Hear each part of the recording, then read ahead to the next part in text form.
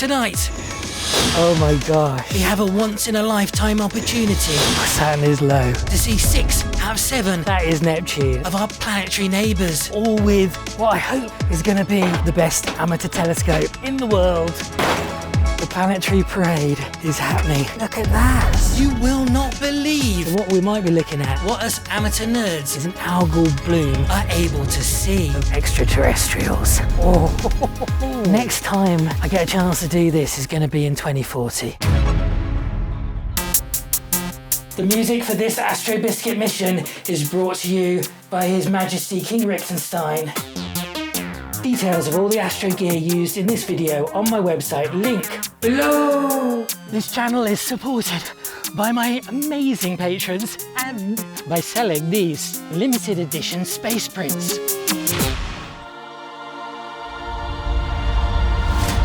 In order to show you, dear viewer, the absolute best views of the planets that you could possibly imagine, I've decided to build on my London roof the biggest telescope that I could possibly imagine. The biggest telescope that I could possibly imagine is supported by 2 giant concrete beams, which support a giant steel wedge, which supports giant aluminium forks,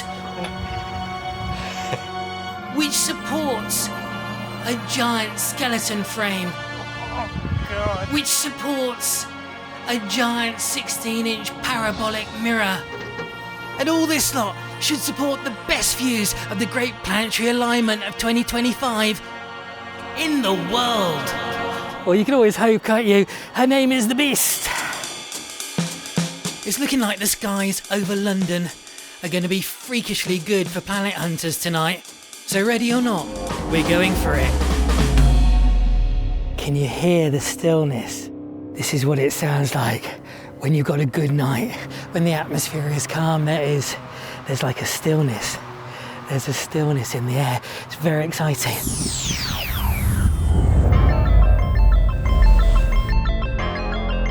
Oh, they're out.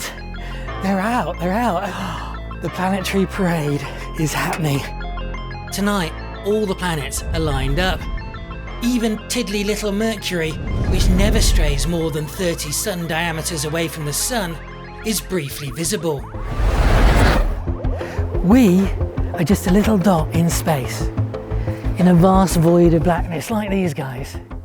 And it's only very rarely that we're joined by our neighbours. And tonight, we're going to be able to have a good look at them. Next time I get a chance to do this is going to be in 2040. Hopefully the Beast works. Mercury is too low to get, folks, sorry. And pretty soon, Saturn will be too. The challenge facing us to begin with is to get Saturn, Neptune and Venus before they set, right? We've got to rush. Right now, Saturn is a whopping 1.5 light hours away. It's so big, 700 Earths could fit inside.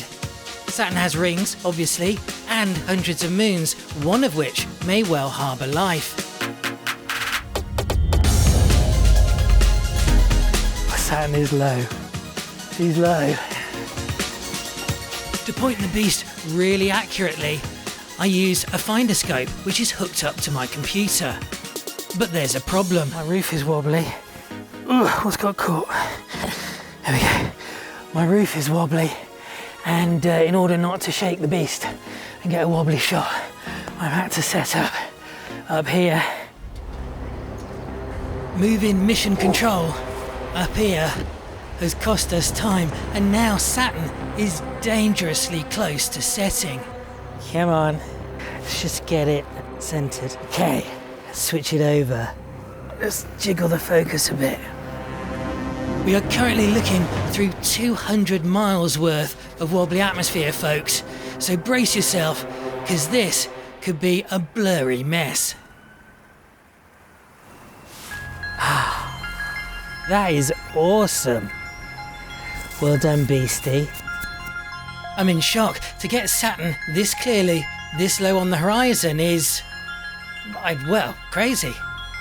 Let's swap to the infrared filter. Beneath the camera's sensor is a filter wheel loaded with an infrared filter which should reduce the atmospheric wobble. Oh, This is even better. look at that. Look at the rings, so thin. The rings don't just look fragile, they are actually insanely thin. They would slide between me and that house over there. Saturn's rings would fit between us. It's a good start, but can the beast show us that moon where the aliens might be living? It is an ice moon called Enceladus. This is a special moon because it was caught spouting seawater from its southern pole, which means beneath its icy shell is an ocean which could well harbour life. Let us try and find it now. So it's not that little dot there. That is Titan. Bigger than Mercury, massive, seas of methane, and not them 3 tiny little moons there. Those are quite small, rather boring clone moons. Enceladus is apparently here, but I can't see it, which means it must be Tidge. Don't worry though, folks. We're going to take a video. I'm not sure we've got enough time to do this, but anyway, I'm getting a 2-minute video of Saturn and then stacking all the frames that haven't been too wobbled by the wobbly atmosphere. And here is the result. I mean, that really is cool. Well done, Beast. And I'm happy to say that despite Saturn looking a bit squished, which happens to everything, even the moon, when it's low on the horizon, we've managed to get 5 moons, including this one. That is Enceladus. I didn't realise how small it is. It's just the size of Iceland. This little moon's oceans are 1/50th as big as Earth, so there's not a lot of real estate in which life can evolve. So if life lives there, it'll probably be something very basic, like pond slime. But there are other places in our solar system where it's possible more complex life exists. And being as the beast is kicking ass, I'd say there's a great chance we'll see them all tonight. Oh crap, look, the clouds.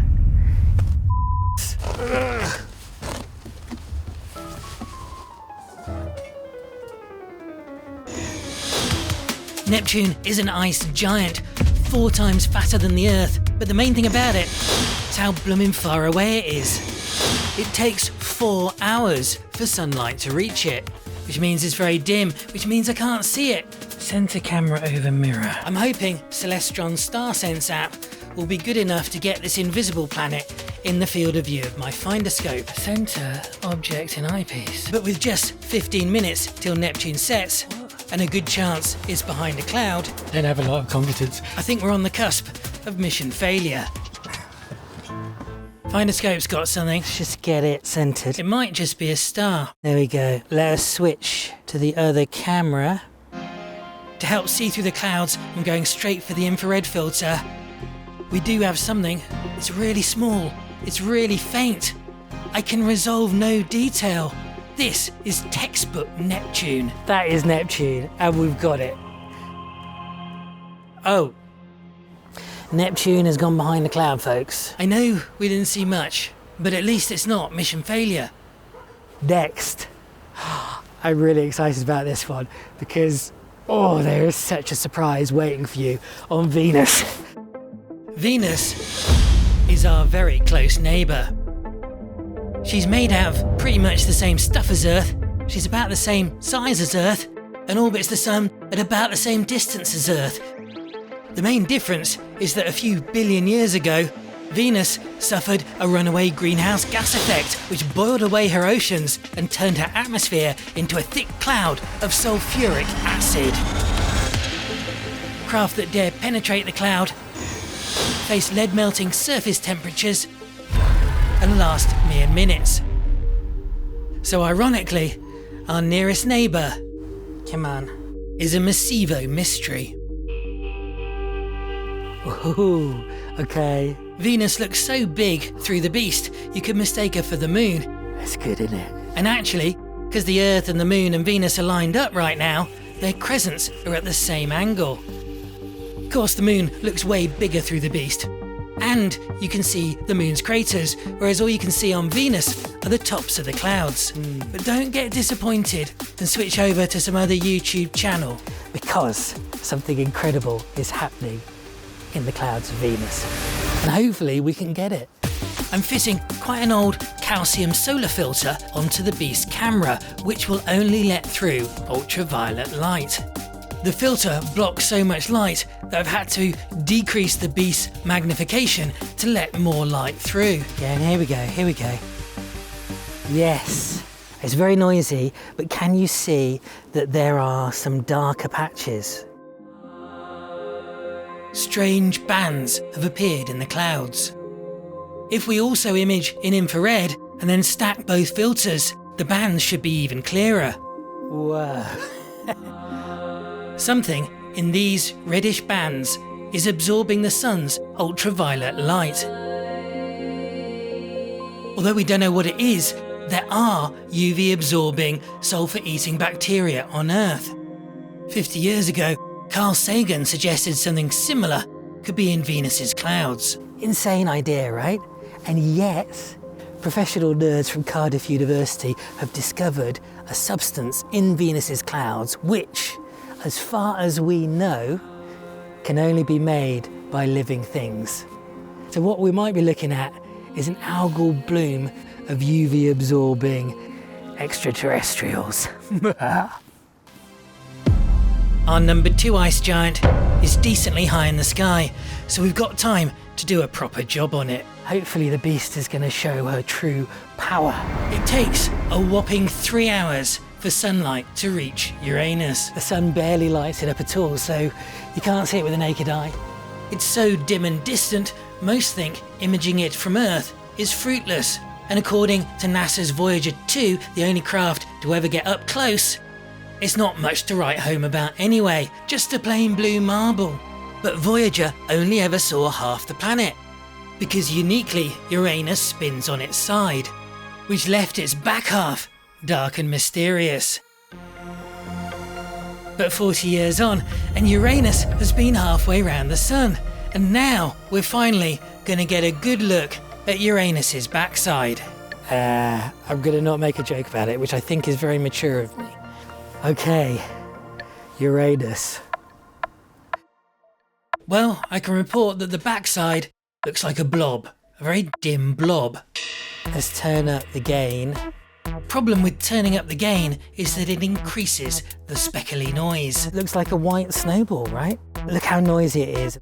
It's the same problem we had with Neptune. Apparently, if we film it for 10 minutes and stack 10 minutes worth of footage, which is a long time, then we can get rid of that noise. So I let the Beast video Uranus for 10 minutes, and then I stacked it. The noise is cancelled out. Let's see if we can sharpen him up. Something is forming. Oh, it's too bright, but there looks to me like a white cap on the backside of Uranus, which Voyager never saw. To be fair to NASA, Hubble did see it, but isn't it amazing how close us amateurs can get?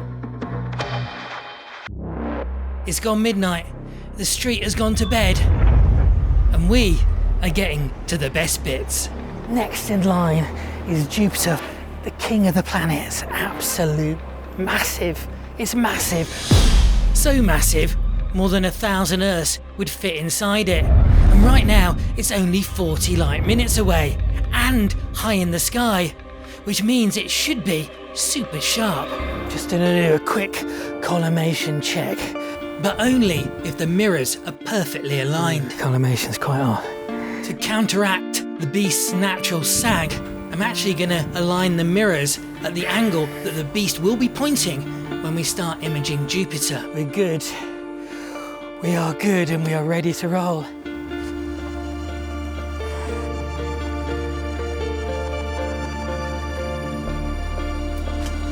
Oh my gosh.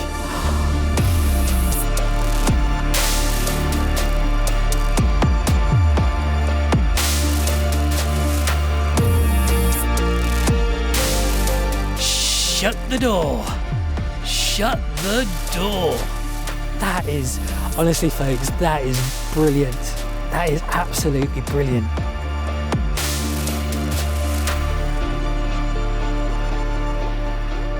You can see the red spot.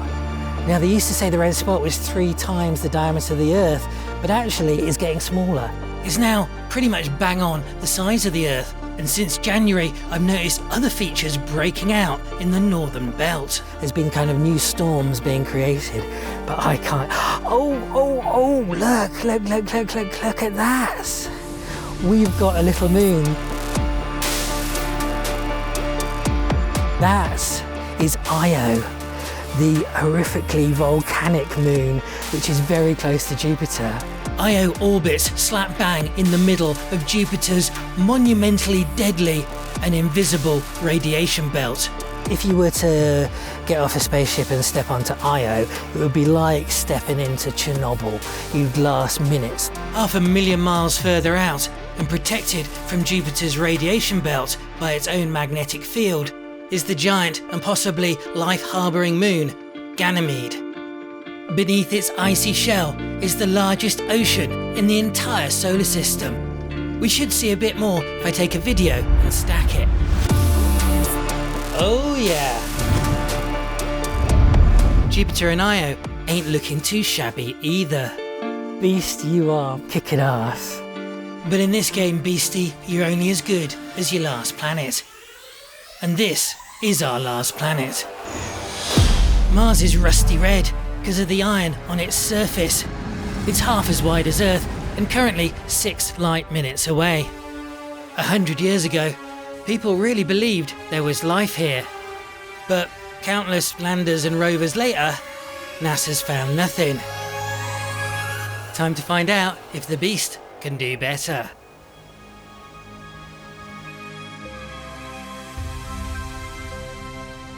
Ooh, okay. Oh, she's drifting off. Come back. It's getting a bit windy and I think the beast isn't fully balanced at this angle. Come back, Mars. There we go. Mars is looking good, everyone, really good. I can see a lot of stuff going on there. Obviously, we've got the polar cap, right? There is ice water on that polar cap, and NASA's mantra has been, follow the water. Problem is, although in the past there was loads of water on Mars, now it's too cold and all NASA has found is ice. I think the professional nerds might have cocked up a bit because all their landers and spacecraft and stuff have landed on the other side of Mars. None of them have landed on this side of Mars. And I think this side of Mars is where we're most likely to find something really exciting. Because this side of Mars hosts 4 of the biggest volcanoes in the solar system. And they're not completely dead, which means they might not be completely cold. The biggest of them, I'm sure you've heard of it, is Olympus Mons. 3 times taller than Everest, right? This is extreme. But something weird is going on, because this live view is Olympus Monsless. And I think it is worth us pulling out the Mono Player 1 camera. We're going to solve this mystery with my sharpest camera. Alright. Mono cameras don't have a Bayer matrix, so they give you a bit more resolution. The disadvantage is you have to shoot each colour separately. Okay, this is the red channel. Red doesn't get distorted so much by the wobbly atmosphere. This is the green channel. Okay, we're on the blue. Because Mars is red, its surface looks dark in the blue channel. And yet, I can see lighter patches. Now those lighter patches in the blue channel, those are the clouds. And that is, it doesn't look like much, I know, but for me, this is very exciting. And I finish off by shooting in infrared. When I get all this data together and stack it, I think this is going to show us something pretty special. Call me Mr. Lazy Pants, but I didn't process the Mars data till next morning. Hopefully, we'll be able to see what happened to Olympus Mons. All right, folks. Are you ready? Pretty cool, huh? But what's really cool, I think, is that we've got so many clouds there. Remember I said we took infrared, right? Infrared actually sees through the clouds, so I'm going to use the infrared channel to look through the clouds to see what's underneath them. Boom. Have a look just there. There is a dark, almost craterous-like hole. We found Olympus Mons, everybody. it was covered by cloud. Turns out that all 4 cloud lumps are over Mars's volcanoes. For me, this is the coolest thing of the night, seeing water ice clouds hanging out over the only places on Mars that might be hot enough to melt the ice. Inside, we might find liquid water and therefore life. NASA, you owe me a pint for helping you find where to look for life on Mars. Of course, we're going to discover it on Venus first, but you know, it's not bad for one night, is it? Thank you, Beast. 'Twas a goodly night, that's for sure. I've never had a night like it, and I very much doubt I'll see its likes again. Here are the shots that we took throughout the night. Jupiter and Mars both had less than 1 arcsecond of atmospheric blurring. Which means we had a bloomin' good night. So good, in fact, that I'm making a batch of limited edition prints. I've had them printed off on fancy Hermann photo rag paper, which clearly I can't pronounce. There's just 175 in this print run. Each comes with a unique number and a certificate of authenticity. And postage is free to USA, UK and Europe. No customs charges to those places or anything. And the price, 65 quid. Proceeds will cover the costs of equipment for my next video. If you enjoyed this video, I know I did, then you and I have to thank my wonderful patrons. Thank you guys. Without your help, it would be impossible to make a video like this one. As a thank you, I've made a half-hour long, warts and all, building the beast video. I think this has been kept in a box for a long time, which may mean it doesn't work.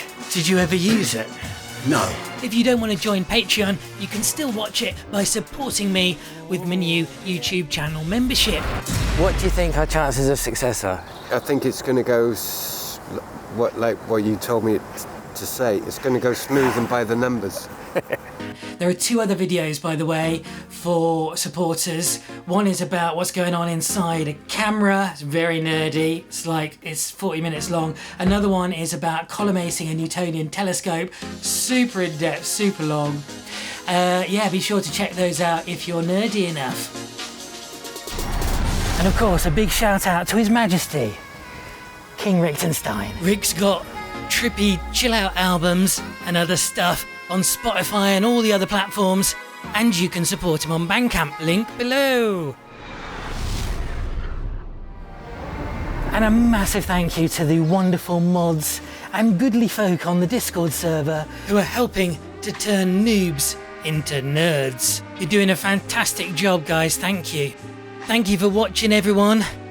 I've got to say, this edit nearly killed me. It's over now. Here are some other videos you may enjoy. And hopefully the next big video is going to be about the sun. Laters.